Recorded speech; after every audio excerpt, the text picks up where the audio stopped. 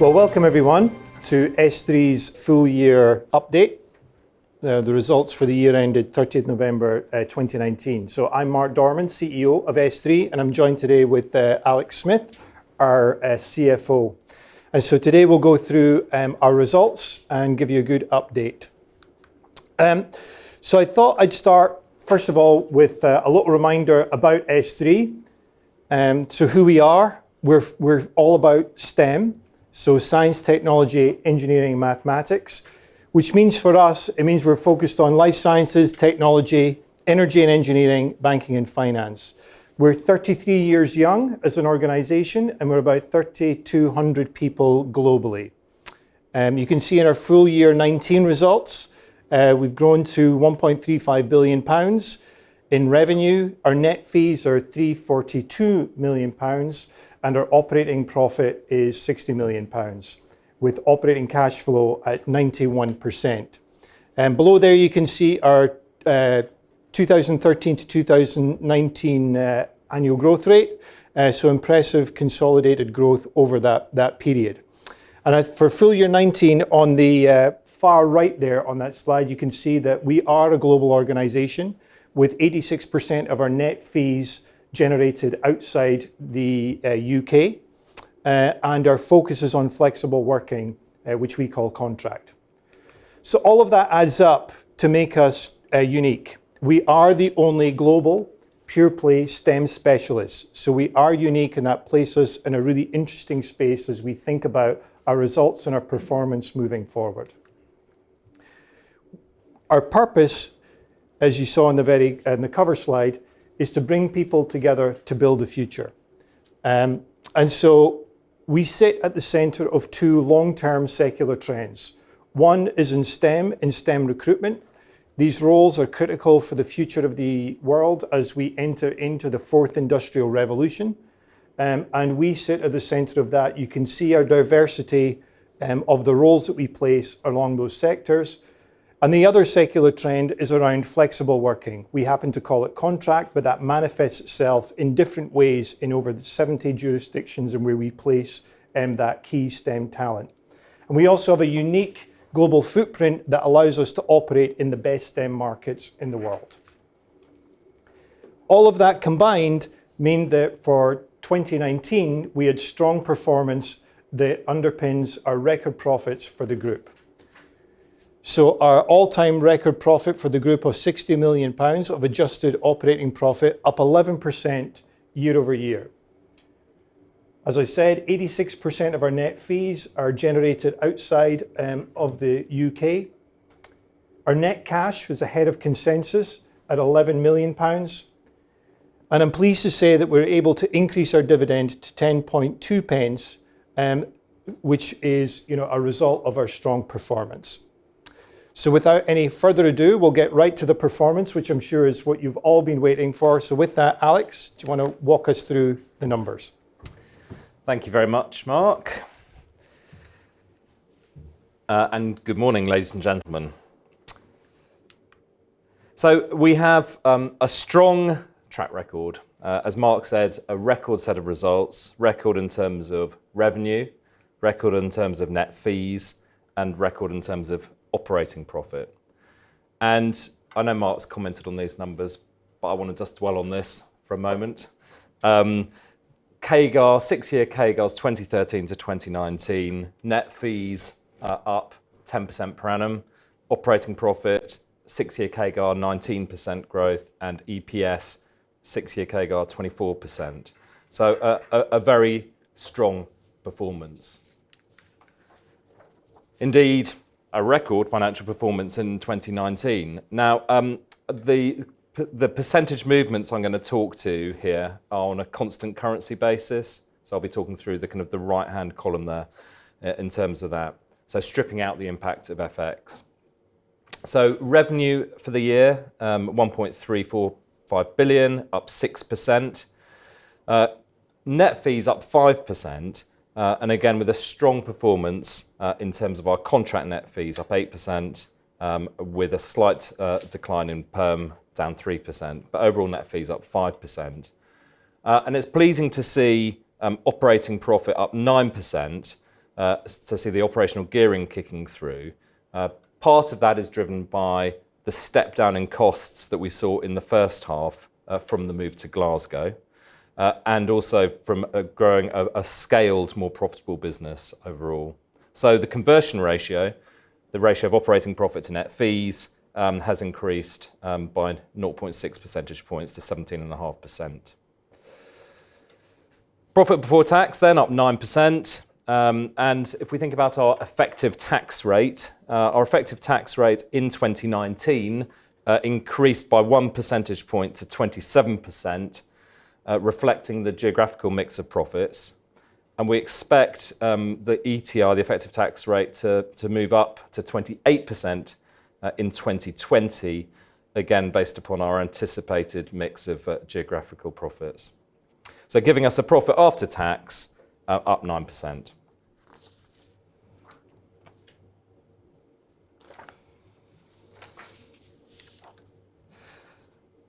Our balance sheet, a robust balance sheet, I like to say. And actually, if you look at the balance sheet, two numbers I really want to drill into: net cash and net working capital.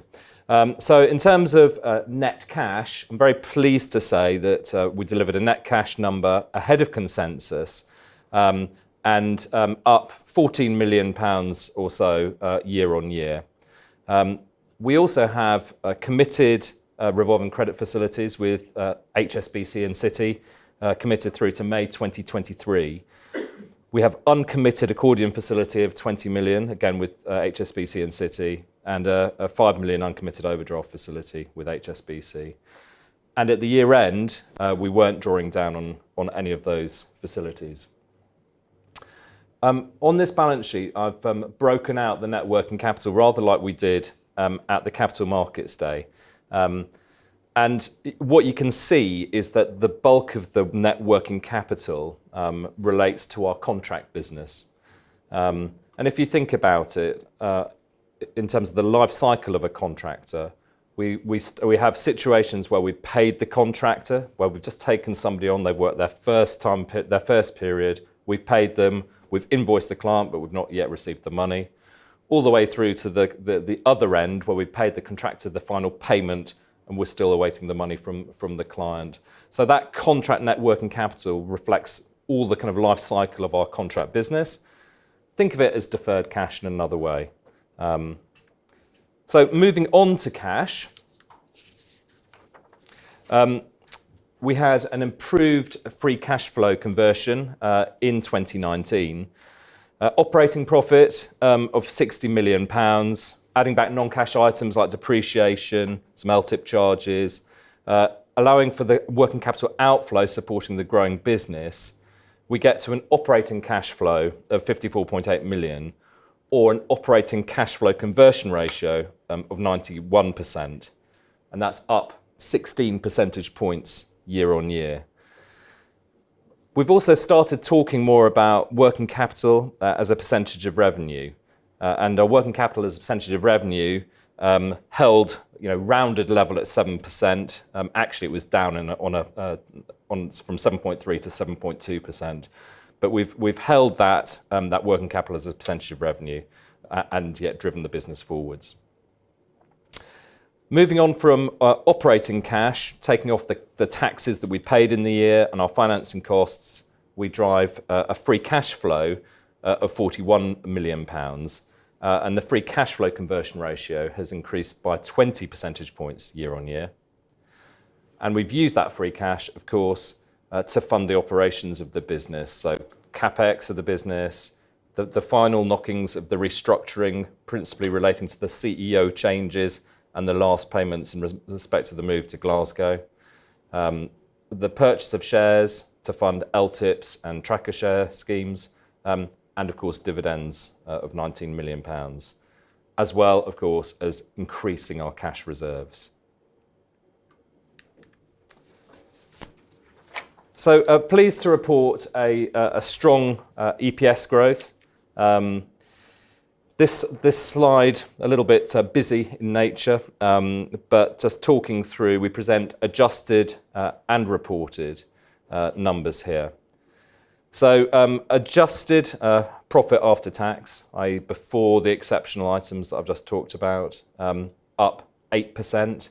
But if you look through the restructurings, i.e. look through the CEO change costs, look through the senior leadership change costs and the tail end of the move to Glasgow costs this year and last year, you have as reported, profit after tax up 20% year on year. Weighted average number of shares for basic EPS up 1%, so a slight increase. But the dilutive impact of share schemes has actually reduced, so that on a fully diluted basis, our weighted average number of shares has only increased very modestly. So giving then a basic EPS on an adjusted basis of an increase of 8%. On a diluted basis, we see the increase of 9%. And again, looking through the adjusting items, basic EPS at 31.8p up 19%, or diluted at 30.9p up 20%. And moving on to the dividend, we were pleased to announce an increase in both the interim dividend, which we've previously announced, of 9%, and in the final dividend, increase of 4%, taking us to an increase in the full year dividend of 6%, which is fractionally ahead of market consensus. Of course, as we saw from Mark's opening slides, the business is very international in nature. So 86% of net fees come from international markets, and so we're sensitive to FX. In 2019, we had a modest FX tailwind, and this increased net fees versus the average rates for 2018 by 4.3 million and the operating profit by 1.2 million.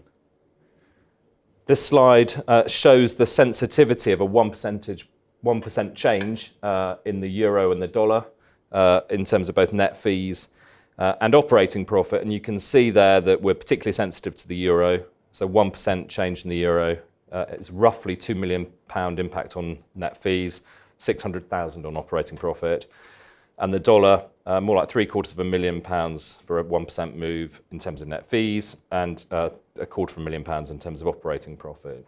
So we are sensitive to FX given our international nature. And if we look at the rates that were prevailing as at the end of last week, where we saw 1.17 to the euro and 130 pounds to dollar, that impact, if we were to retranslate 2019 at those rates prevailing at the end of last week, would be an £11 million impact to net fees and an impact of 3.2 million to operating profit. So on that note, I will hand back to Mark. Thank you, Alex. So what I'd like to do now is just spend a little bit of time reiterating where we see the opportunity in the long term, and then take you through a little bit of a business update on each of our regions, which will be important to understand the makeup of our business moving forward. So I think as we explained in our Capital Markets Day, we are a unique business, we are a scalable platform business. Not only that, we're focused on the most attractive STEM staffing markets. So what you see here is a map. The red areas indicate markets that we operate in. The size of the bubble here is the size of the market opportunity. The grey markets are other attractive STEM markets that we don't operate in. And so you can see that given the size and scope of our global footprint, we do tend to be, and we are in the most attractive markets. We're also at some scale. We made over 20,000 new placements in 2019 to over 6,000 customers. And whilst we only actually physically operate in 16 countries around the world, we actually place those candidates into over 70 unique jurisdictions where we need to understand the unique dynamics of those markets and the employment and labour laws that prevail. So we are a truly global business in the right markets driving our growth. And as we think about moving forward to the long-term ambitions we shared in the Capital Markets Day, the opportunity for us is huge. On this chart, which is from the SIA, the Independent Analyst Association on Staffing, shows you the size of the overall staffing market by revenues. And you can see that on the far left is the global number. And just to orient you on this chart, on the stacked bar, the grey and the total represents the total staffing market. The grey is non-STEM, the orange is the STEM staffing market, and the yellow at the bottom is SThree's revenue share. So you can see that we have a modest global share of 2% of these markets, and these represent the largest markets for us and for the global STEM market: Germany, UK, Netherlands, US, and Japan, in which we have scalable operations that we can believe we can grow and capture the opportunity. And you can see, given our scale, even in markets where we are the number one STEM provider, such as the Netherlands, where we hold about 6-7% market share, there is still significant headroom and significant opportunity for us to grow the business dramatically over that longer term period. How we go to market is through individual brands that connect our value proposition both to the candidate communities that are in scarce supply, as well as the companies that are looking to get that STEM talent. In technology with Computer Futures, in life science with Real, in engineering with Progressive, and in banking and finance with Huxley, we're known as really understanding the niches that sit within STEM rather than a global provider. And we connect with our customers in the value proposition of connecting that really great talent with the challenges they have. And so whether that's the 10,000 global candidates that are quality assurance specialists, critical to the production of medical devices and new pharma drugs, or whether it's solar technicians as the move to more renewables in engineering, we understand the candidates, we understand the opportunity and the challenges to be solved, and we connect those two together through the brands that go to market. So with that, I'll do a little bit of a business overview. We are a well-diversified business, as you can see with our global footprint. On the left there in 2019, you can see that about 60% of our business is in Continental Europe, split between the DACH region, dominated by Germany, and Benelux, which is dominated by our Dutch business, driving the performance of the business. As you can see, between 2018 and 2019, there's a slight uptick as the USA becomes increasingly important as a core market for us, and the impact marginally of Japan, a good market for us in Asia Pacific. If I move on to some of the key performance indicators for the group in 2019, a busy slide here with lots of data on it for all of you keen-eyed analysts. But you can see that our revenue grew, as Alex has pointed out, by 6% to 1.345 billion. Our net fees to 342.4. And two key indicators for us is our headcount, up 7% through 2019 to just over 2,400. This is a key indicator of our future performance as we embed new Salesforce to give us new access to markets. And then importantly, as we focus on becoming more customer-centric, is an improvement in our Net Promoter Score, a good indication of how we're performing with our customers. Below that line, you'll see three different metrics. Starting on going from right to left rather than left to right, you'll see our sector diversification in technology continues to be an important part of our portfolio. As you would imagine in STEM, technology is critical as software becomes more and more an important component of all industries and skills to help all companies grow and develop. You see there a split between our contract and permanent, the inside ring being 2018, the outside ring being 2019. You can see a slight move again to contract versus permanent, but we remain a full service provider, but flexible, being able to provide flexible working solutions overall. And then on the left-hand side, you'll see what we call our contractor order book. Now, what this represents is the total of all work that's currently under contract. So think of it as a work in progress metric and a good indicator of the direction of travel for the business. And you can see that that continues to improve year over year and our 3-year CAGR of 15%. Moving to the important regions, starting with our largest region, DACH, of which Germany is the biggest component. You can see the same breakdown of performance there, with revenues up 13, net fees up 10, and we continue to invest in headcount there at 13%. And really impressive, a best-in-class NPS score of 51. And so anything above around 40 is considered really good. 51 is excellent in our German business. The order book for Germany, for DACH, continues to increase. Strong growth in our net fees, contract up 14, permanent also up 5. Standout in technology continues to drive this region. In Benelux and France, you can see our performance there. The Netherlands comprising the largest part of this region. Continued growth in revenue, net fees, and modest investment in headcount in a thoughtful way as to the core markets where we are. And despite a stellar year in 2018, continued growth even against a much more challenging macroeconomic environment, particularly in the Netherlands in that region. So good to see that we're outperforming the market markedly there. The order book, a little more muted there, so we've got work to do in terms of driving our new sales to continue that performance and growth, and really is a headline around that more challenging macroeconomic environment. But Netherlands, as you can see, still performing very well, up 8%, and the two largest sectors, technology and engineering, up 9 and 10% respectively. Moving to the US, another good year of growth in the US. Net fees up 9% and continued investment as we see the US become an increasingly more important market for us, with headcount up 11%, and again an impressive NPS score of above 40 points.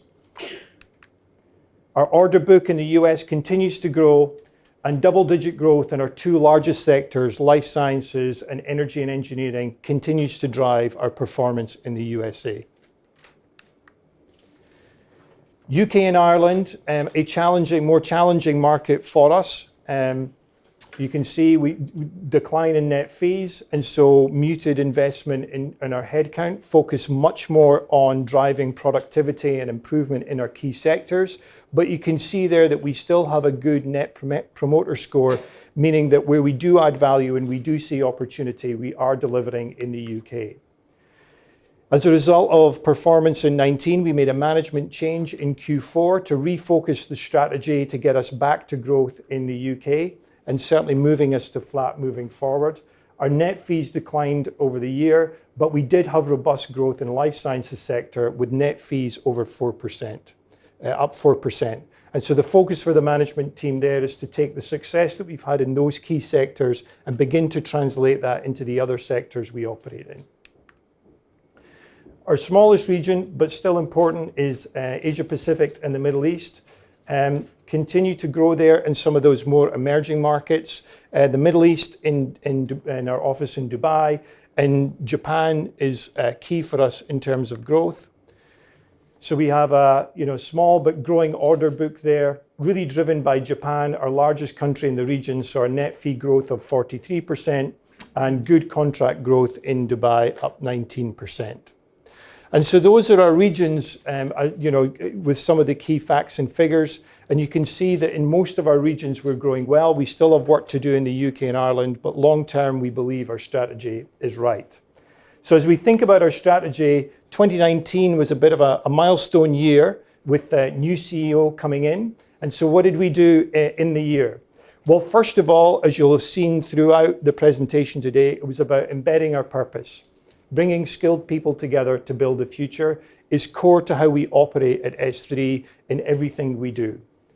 Continuing to improve our teams and make sure we have the right blend of sales and other functional capabilities to help drive our strategy forward was also important.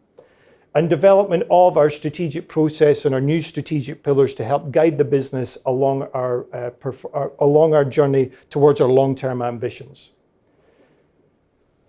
Focusing on customer centricity. I've talked about Net Promoter Score, but deeply understanding the articulated and unarticulated needs of our customers is critical as we think about how we add value to our customers and candidates moving forward. How do we embed that throughout all of the organization? And then to support it all is how do we continue to build our global infrastructure so that we can maintain the improvement in our operational leverage as we grow and scale as a platform business. And so to remind you of our strategic pillars, here's our new 4 strategic pillars that we unveiled at our Capital Markets Day. Leveraging our position at the center of STEM, science, technology, engineering, mathematics, to deliver sustainable value to both our candidates and our customers. So making sure that we're adding value to both of those important stakeholder groups for us. Creating a world-class operational platform through data, technology, and infrastructure, an important underpin to make sure that we get that operational leverage as we scale and grow across the globe. Make sure when we choose to operate in a key market, select the right markets, and we are in the right markets, but make sure we actively choose to be the leader there. And how do we operate within the sectors to drive our growth moving forward? And then last, but certainly not least, the thing that drives all of us as a people business is find, develop, and retain the best people in the marketplace. And so just to remind you, what's that all building to is our group ambition that we unveiled in November is to increase our global market share by 50%, so from 2% to 3% of the global STEM market, to improve our conversion ratio from 17.5%, as we just announced in full year 2019, to a range between 21 and 24, to improve our free cash flow from 68% is where it is now to 75% by 2024. And then importantly, measures that we unveiled at our Capital Markets Day, continuing to invest in our people by making sure that we spend at least 5% of our operating profit on their development, and make sure that we look to reduce our carbon emission, our absolute CO2 emissions by 20% over the period, which is on a business that will be 50% larger. So a pretty ambitious goal to make sure that we keep all of our stakeholder groups in balance and we provide, a good target to deliver for our societal responsibilities. As we look, specifically, maybe shorter term on 2020, starting down at the bottom right here, I'll go in a little bit of reverse order, which is, we are committed to our vision of being the #1 STEM provider in the best STEM markets, which is why we have our ambitious group ambitions to 2024. We'll continue on our journey in 2020 on execution to make sure that we get the right people. We continue to build our infrastructure and move forward and invest in data and technology, and make sure that we're well positioned in our key markets to be more resilient. That being said, it's clear that the broader economic and political uncertainties will persist, whether that's coronavirus or many other uncertainties that we see today. And what we're seeing is a trading environment that's very similar to Q4 last year. We have the right strategy and the right contract focus, will really drive us forward in 2020 towards those longer term group ambitions. So with that, here's our financial calendar. We'll see you very shortly in a couple of months for our Q1 trading update. Thank you, everyone. Thank you.